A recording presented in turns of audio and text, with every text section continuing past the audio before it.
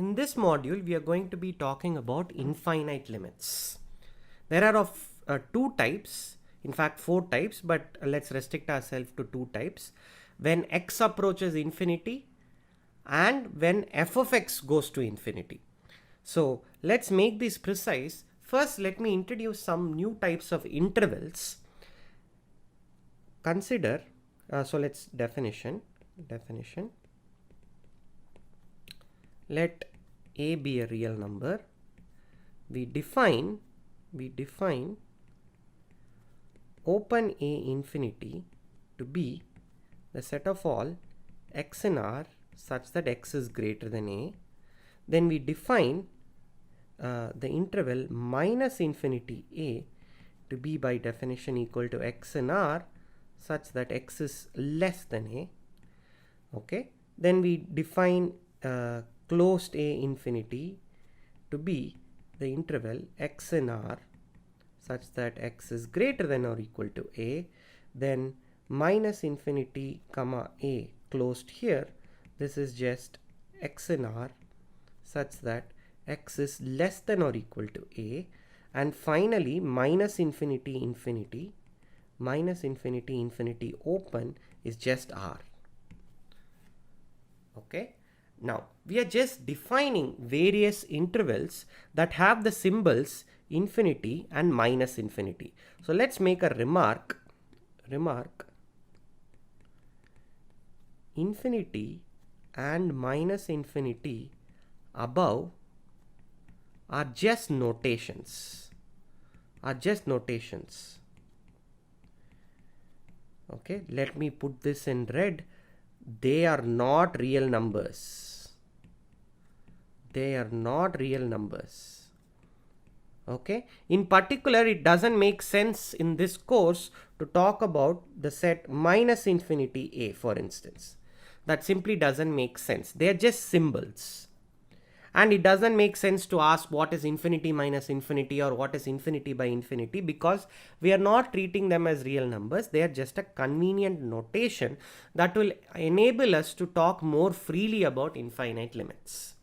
Okay, so there are several definitions we'll have to make. So first, let's make the definition of a set having arbitrarily large elements. So definition,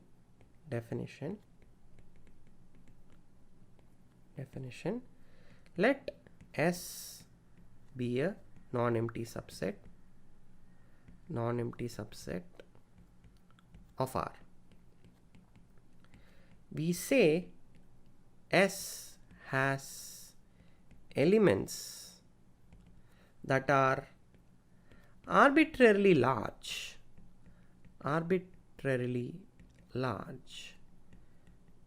if for each natural number n in n we can find x in S such that x is greater than n.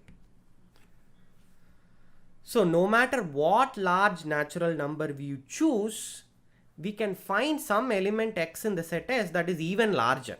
Okay. Similarly, we say S has arbitrarily large negative numbers if for each n in n we can find x in S such that x is less than minus n. Okay, so you can find elements that are as large as you desire but negative. So these are very nice formalizations of the intuitive notion of a set being arbitrarily large and arbitrarily small. Okay, now we are going to try to define what it means for limit x going to infinity f of x to be equal to L. Okay, that's the aim. So definition, so let me just erase this definition.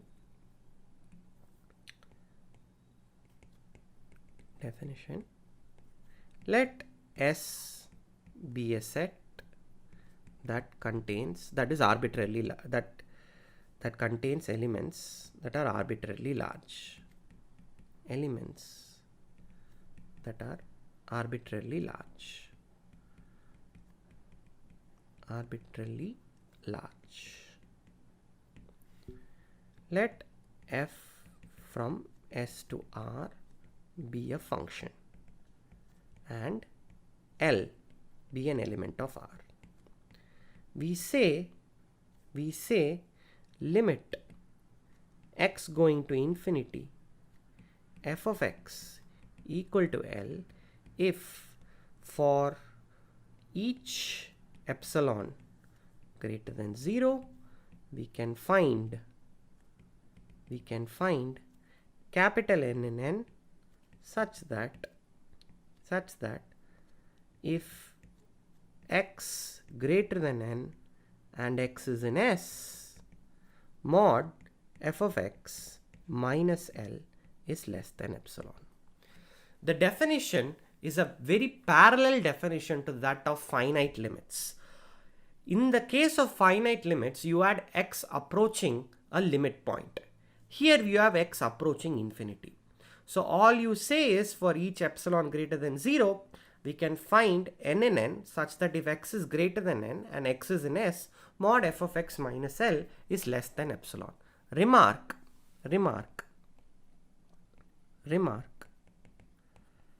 If f is from N to R, then f is a sequence, right? F is a sequence. Show that the above definition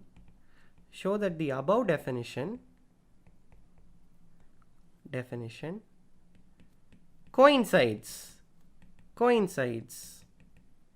with that of sequence convergence. So this definition is certainly an extension of what we have already seen for sequences, but except now this set S could be a very arbitrary set, not just natural numbers. Okay, so I leave it to you to define exercise. Define limit x going to minus infinity of f of x equal to L. Well, that's exactly the same analogous definition that you will have to make. Okay, so this deals with what happens when x becomes large. Okay, so example. So let me use a different color. Example. Limit x going to infinity of 1 by x is 0. Okay, so 1 by x is of course defined on R set minus 0 to R. Okay, how do you solve this? Well, fix epsilon greater than 0, choose n in N such that 1 by N is strictly less than epsilon. Then if x is greater than N, 1 by x is less than epsilon, and we are done. So this was a fairly trivial proof.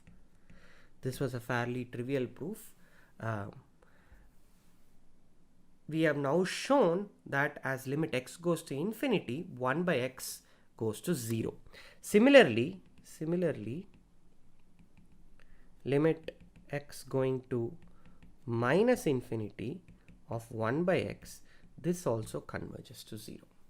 Okay, x going to minus infinity doesn't change the behavior. 1 by x still goes to 0, not to minus 0, which makes no sense. Okay, now we come to the second definition.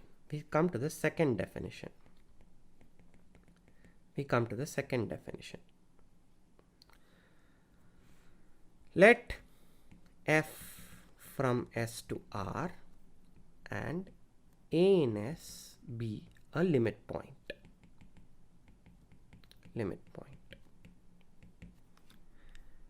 We say we say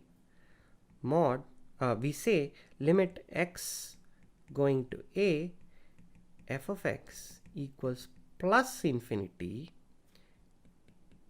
if for each n in n we can find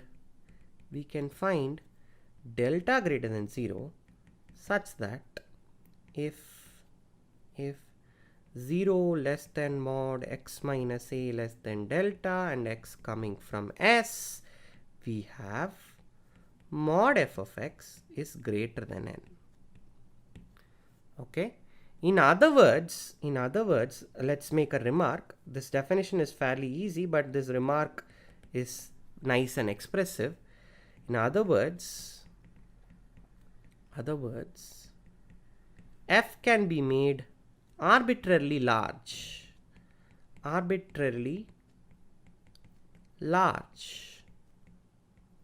for x sufficiently close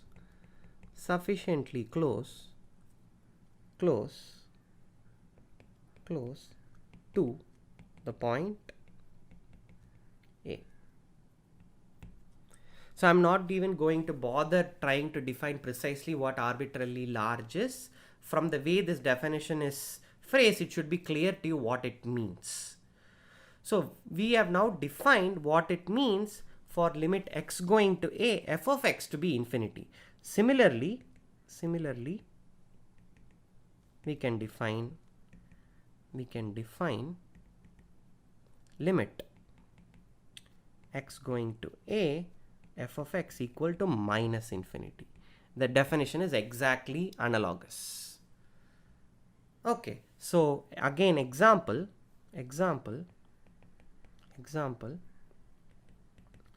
limit x going to 0 of 1 by x is infinity. Okay, now is this correct? First of all, let's think about it. What happens when you approach x from the left hand side? Well, x blows up, 1 by x blows up, but 1 by x blows up negatively. So here I have to specify 1 by x is defined from 0 infinity to r. I can get away with this by redefining 1 by x to be only on the positive numbers. Now this is fairly easy to show, so I'm going to skip the proof. And leave you to do it. This is fairly straightforward. Okay. Similarly, limit x going to 0, 1 by x is minus infinity. Then 1 by x is defined from minus infinity 0 to r. Okay. That proof is also entirely similar. So final definition, and this I'm going to use the full force of language. So let f from S to R, where S contains elements that are arbitrarily large,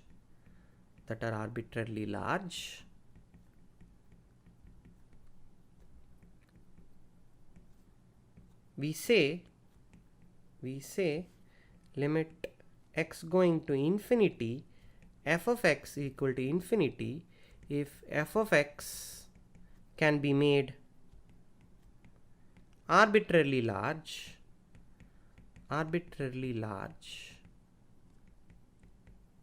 by making x arbitrarily large,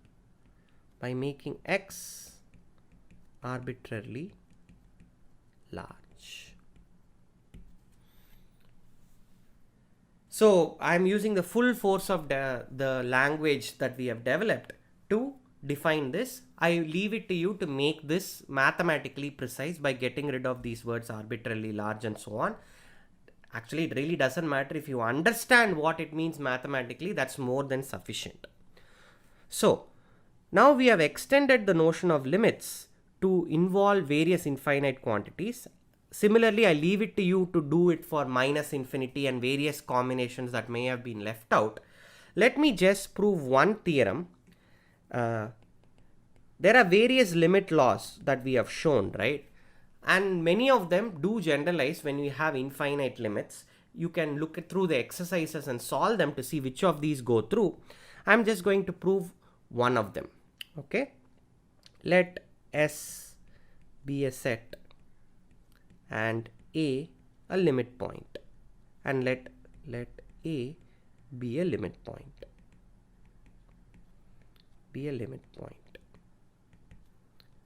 Let f comma g from S to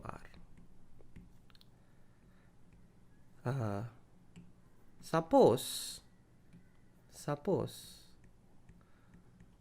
limit x going to a, f of x equal to L, and limit x going to a, g of x is equal to infinity.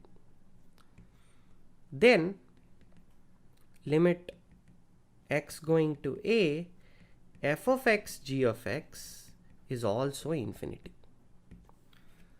So if you have one limit going to infinity and the other limit going to a finite quantity, then the product limit goes to plus infinity. Now you should be a bit careful. This result is valid, but what will happen if f of x goes to 0, right? So L is not 0. We have to assume that L is not 0. If L is 0, you cannot really predict what is happening. So look through the exercises for careful statements of other limit laws. So proof. This particular limit law does require L not to be 0. Proof.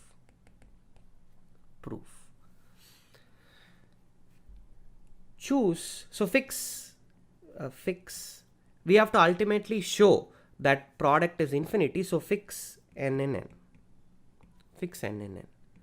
Now choose delta greater than 0 such that, first of all, mod fx minus L is less than L by 2 if 0 less than mod x minus a is less than delta and x is in S, first of all.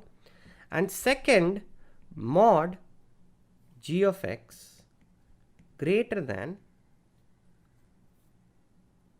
2n by L if 0 less than whatever, the same thing. So choose delta such that both these conditions happen. This can be done because you can choose delta such that the first condition is true. You can choose delta such that the second condition is true. Therefore, you can choose a delta that is the minimum of both such that both conditions are satisfied. Okay. Now, the first condition immediately gives that mod fx is greater than L by 2. Okay. It's greater than L by 2. Fine. So again, L not equal to 0 and L greater than 0. That's a better condition. Okay. F of x equal to L greater than 0. That is required. Okay. Excellent. We have both these. So because mod f of x is greater than L by 2 and mod g of x is greater than 2n by L, mod f of x g of x, mod f of x g of x is simply greater than n if 0 less than mod x minus a less than delta and x is in S. Okay, this is an immediate consequence, hence proved. So if you have one quantity converging to a positive number and another quantity converging to infinity, then the product will have to also converge to infinity. Okay. So this concludes this module. Please do look through the exercises for many other limit laws involving infinite quantity. This is a course on real analysis and you have just watched the module on infinite limits.